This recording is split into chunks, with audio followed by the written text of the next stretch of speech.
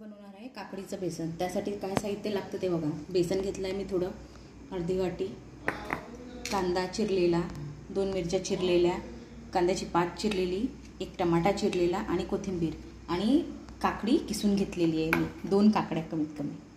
Gas on. चमचभर तेल टाकलं आहे। आता मी टाकते थोडीशी राई त्याच्यामध्ये आणि थोडंसं जिरं। गॅस होऊ देते त्याला चांगलं। त्यात घालते आता चिरलेला कांदा घालते आणि हिरव्या मिरच्या, त्याला हलवते, त्याला 2 मिनिटं टाकते। झालेलं आहे। आता घालते मी इथे टमाटे।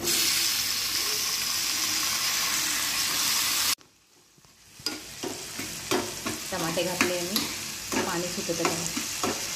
ते थोडंसं झाल्यावर टमाटे त्याच्यात मी लसण टाकलं आहे, 2 हळदी पावडर, तिखट अर्धा चमचा, जिरेपूड धनेपूड आणि त्याला आणि किसलेली काकडी, 2 काकड्या किसून ठेवल्या होत्या त्या आता त्यात घालणार आहे।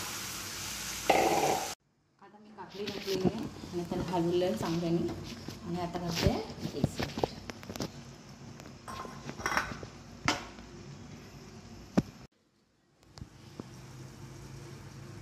हलवून घेणार त्याला छान आणि त्याला शिजू देणार झाकण आणि वाफेने त्याला शिजू देणार आणि मध्ये मध्ये चेक करणार।